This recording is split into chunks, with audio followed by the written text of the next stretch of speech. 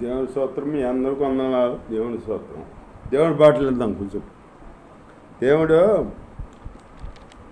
పరిశుద్ధ మందిరం గురించి చెబుతున్నాడు. పరిశుద్ధ స్థలం యొక్క సేవా నిమిత్తం ప్రతి విధమైన పని చేయు తెలుసుకుంటాక యెహోవా ఎవరికి ప్రజ్ఞావివేకములు కలగజేశానో అట్టి బెల్చాలేలు హోలీబాను మొదలైన ప్రజ్ఞవంతులను పెట్టాడు మాట. అట్లా యెహోవా మందిరాన్ని జ్ఞానం కలిగిన వాళ్ళని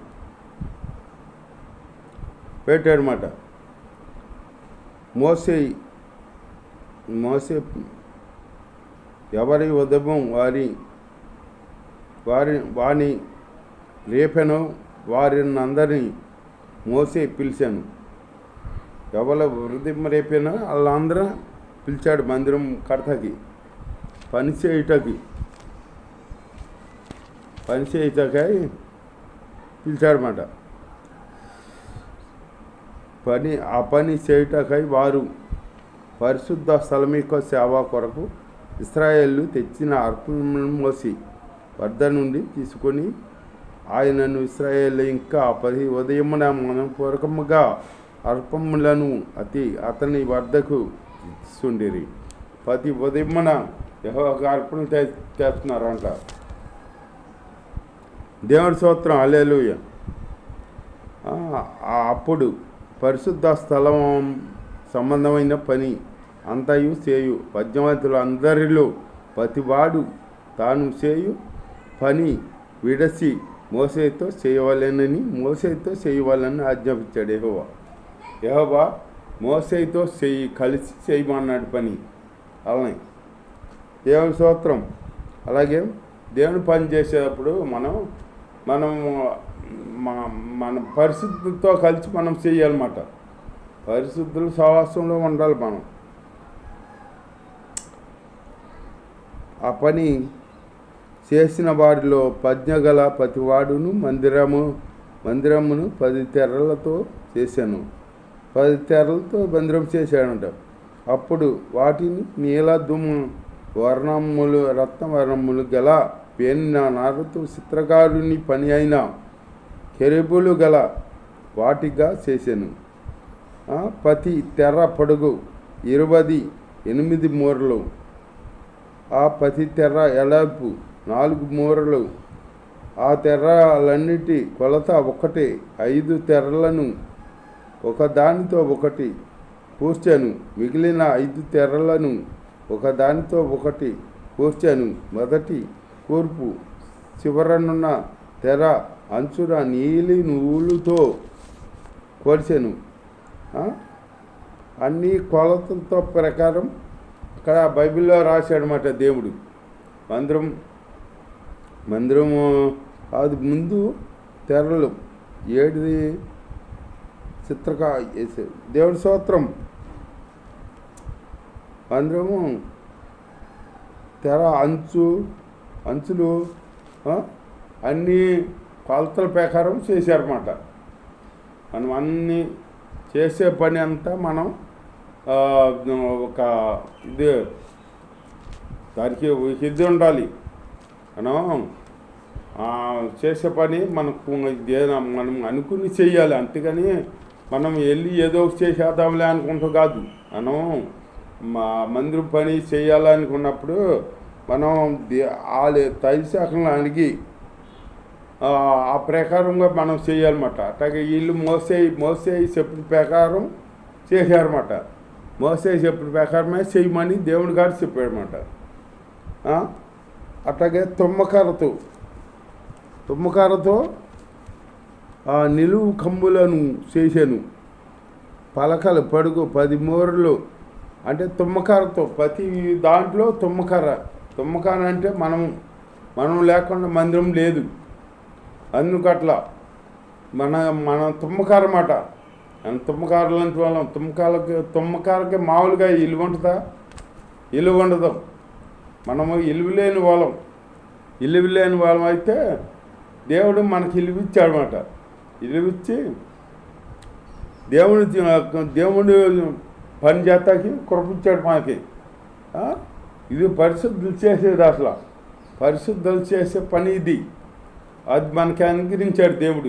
ఎందుకు అనుగ్రహించాడో మనం ఏ యోగ్యత లేని వాళ్ళం అయినప్పుడు తండ్రి యేసయ్య మనకి ఇలువ వచ్చేటట్టు చేశాడనమాట. యేసయ్య మనకి ఇలువ వచ్చేటట్టు చేశాడనమాట. మనలో ఉన్న పాపాన్ని అంతా ఆయన తీసేసుకుని ఆయన ఇలువ మనకి ఇచ్చాడు. ఆయన ఘనత మనకి ఇచ్చాడనమాట. యేసయ్య ఎంత గొప్ప దేవుడు యేసయ్య. యేసయ్యని మనం ఎంతగా సూచించినా, ఎంతగా వెంబడించినా, ఎంతగా చేసినా మనం ఇంకా రుణస్తులమే. యేసయ్య రుణం తీసుకోలేము. యేసయ్య మనల్ని ఎంతగానో ప్రేమించాడు. ప్రేమించి మన పాపాన్ని ఆయన తీసుకుని ఆయన ఘనత మనకి ఇచ్చాడనమాట. ఘనత ఇచ్చాడనమాట. అప్పుడు మనకి ఘనత వచ్చింది. అంతేగాని మనం ఇల్లు లేని వాళ్ళు ప్రతి దాంట్లో తుమ్మకర్రని పెట్టాడు దేవుడు. ఆ తుమ్మకర్రకి బంగారం పొదిగించాడు అనమాట. బంగారం పొదిగించాడు. అంటే బంగారం అంటే యేసయ్యని పొదిగించాడు మన మీద. యేసయ్యని కప్పుకున్నాం మనం. యేసయ్యని కప్పుకోవాలి మనం. బంగారం ఉంటే బంగారపు ఇల్లు కదా. అట్లాగా తుమ్మకారకి ఇల్లు లేదు కదా. ఆ తుమ్మకార మీద తుమ్మకారతో చేసి అన్ని బంగారంతో పైన పొదిగించాడనమాట. ఆ బంగారం ఇలువ వచ్చింది. అప్పుడు మనకి ఇలువ లేని మనకే ఇలువ ఇచ్చాడు దేవుడు. ఇలువ ఇచ్చాడనమాట. అట్లాంటి దేవుడు గొప్ప దేవుడిని మనం స్తుతించి కనపరుచుకోవాలన్నమాట. ఆయన్ని విడిచి మనం ఉంటే మనకి అసలు ఇలువ లేదు మాట. ఇలువ లేని జీవితాలకి ఇలువ ఇచ్చాడనమాట దేవుడు. బంగారం పొదిగి లోపల ఎలుపల దానికి మేలిమి బంగారు రేకులు పొదిగించాడంట. మేలిం బంగారు రేకులు పొదిగించాడనమాట. బంగారం పొదిగి మట్టి మనకి ఇలువ మాట. మనం తుమ్మకర్ర లాంటి వాళ్ళం. మరియు ఆ తుమ్మకర్రతో బల్లను చేశాను. ఏది చేసినా తుమ్మకర్రతోనే చేశాడనమాట. తుమ్మకర్రతోనే చేశాడనమాట. దేవుడి స్తోత్రం. హల్లెలూయా. తుమ్మకార అంటే మనం మాట. మనం లేకుండా ఏది చేయలా, ఏది లేదు. మనకే ఇలువ రావాలని బంగారం పొదిగించాడు పైన. బంగారం పొదిగించాడు. విలువ లేని వాళ్ళకి ఇలువ ఇచ్చాడు దేవుడు. యేసయ్య గొప్ప కార్యాలు మన ఎడల మనకి ఇల్లు లేని వాళ్ళకి ఇల్లు ఇచ్చి వచ్చేదాటి చేశాడనమాట. యేసయ్య నిత్యం మనం ఎంతగా గణపరుచుకోవాలంటే అంత గణపరుచుకోవాలి. ఎంతగా గణపరిచినా ఇంకా రుణస్తులమే మనం. యేసయ్య రుణం తీర్చలేము. యేసయ్య ఈ లోకంలో అంటారు తల్లిదండ్రి రుణం తీర్చలేమంటారు. అట్లాగే తల్లిదండ్రి రుణం తీర్చలేము. ఎందుకంటే తల్లిదండ్రి మనల్ని పెంచి పెద్ద చేశారు, మన అన్నీ చేశారు. కనుక తల్లిదండ్రిని సన్మానించమని దేవుడు చెబుతున్నాడు అక్కడ. తల్లిదండ్రిని రుణము మనము తీర్చలేము. అంతకంటే తండ్రి రుణమైనా తీరుతాం కానీ తల్లి రుణం తీర్చలేము. అట్లాంటిది ఇంకా అంతకన్నా యేసయ్య మన కొరకు ఎంతో త్యాగం చేశాడనమాట. తల్లిదండ్రులు చేయలేని త్యాగం యేసయ్య మన కొరకు చేశాడు. మన కొరకు ప్రాణం పెట్టాడనమాట. మన కొరకు ప్రాణం ఎవరు పెడతారు? ప్రాణం ఎవరు పెట్టలా. యేసయ్య మన కొరకు ప్రాణం పెట్టాడు, త్యాగం చేశాడు.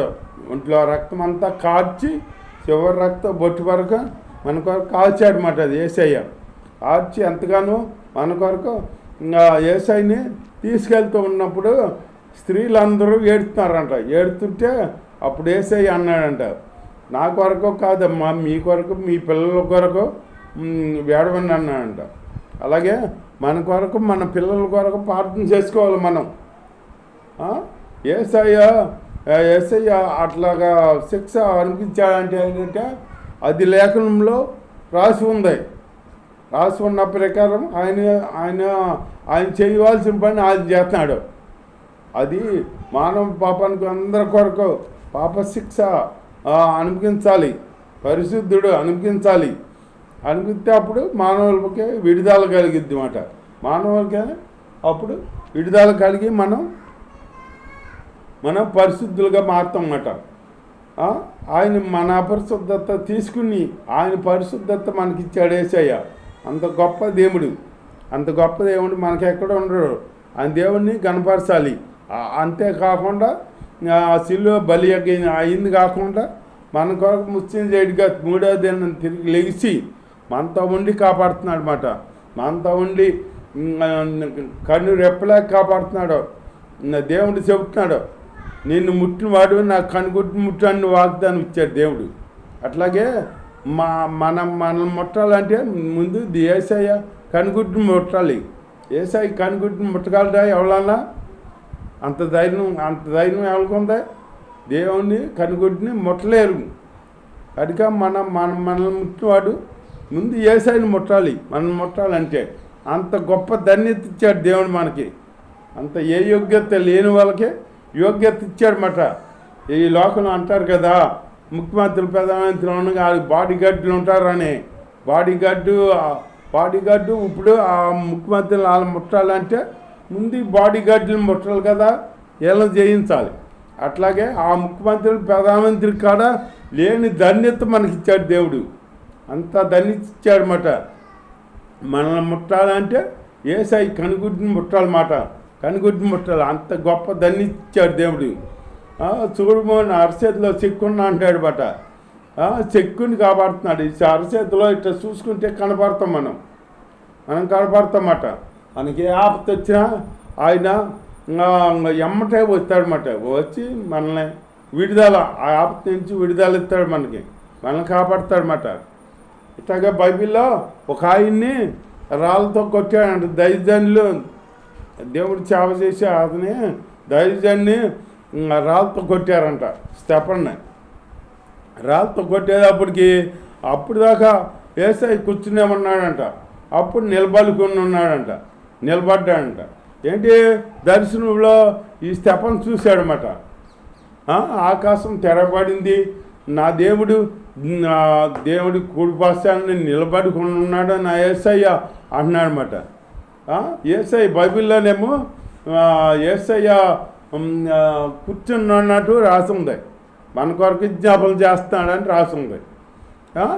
ఈ స్టెఫనేమో దైవజనుడు నిలబడుకుని ఉన్నాడని రాసి కనపడుతుంది నాకు దర్శనంలో అన్నాడు. అంటే అప్పుడు వరకు కూర్చునే ఉన్నాడు యేసయ్య. దేవుని బిడ్డ మీద ఎప్పుడైతే దెబ్బ పడిందో అప్పుడు లెగిశాడనమాట. ఏంటి బిడ్డని కాపాడతాకి. అలాగే మన మీద దెబ్బ పడిన దేవుడికి మన ముందు మనకంటే ఆయనకి చురుకుమంటుంది. మనల్ని ఎగతాళి చేసినా మనల్ని ఎగతాళి చేసి మనల్ని ఇచ్చేసిన యావకాలం చేసినా మనల్ని ఏ మాటలన్నా ముందు యేసయ్యకి అది చురుకుమంటుంది అన్నమాట. యేసయ్య మనకి అంత కాపుదాలు ఇచ్చాడనమాట. యేసయ్య అంత కాపుదాలు ఇచ్చాడనమాట. మనల్ని ఏమన్నా అన్నాలంటే యేసయ్యని అన్నట్టే. యేసయ్యని మనల్ని ముట్టుకోవాలంటే యేసయ్యని ముట్టుకోవాలి. మన జీవము యేసయ్య దగ్గర ఉంది. యేసయ్య లేఖనంలో ఉంది, నా జీవం మీ కౌగిల్లో దాచిపడి ఉందని ఉంది. ఆయన కౌగిల్లో మన జీవం దాచిపడి ఉంది. యేసయ్యని ముట్టాలంటే మనల్ని ముట్టాలి.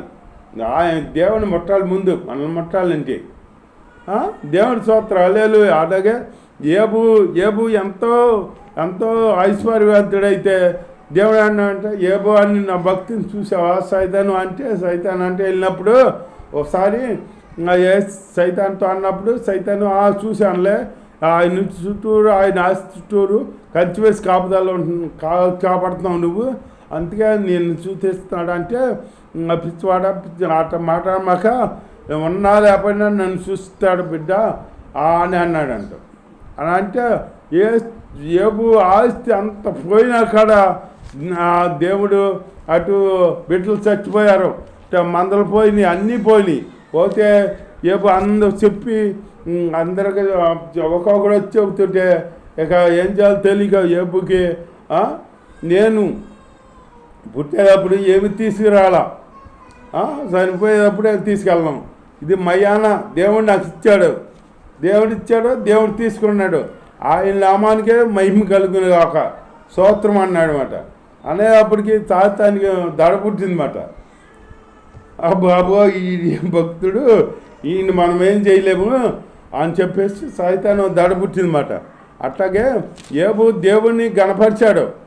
శ్రమలో కూడా కనపరిచాడు, ఆనందంలో కనపరిచాడంటే మన ఆనందంగా ఉన్నప్పుడే కనపరుస్తాం. మనం శ్రమ వచ్చినప్పుడు దేవుని దూషిస్తామట. అట్లాంటి జీవితం అందే. మనం దేవుని దూషించే బిడ్డగా ఉండకుండా ఆయన కనపరిచే బిడ్డగా ఉండాలి. అలాంటి జీవితం మనం కలిగి ఉండాలి. దేవుడి వాక్యం దీవించుగాక. ఆమేన్.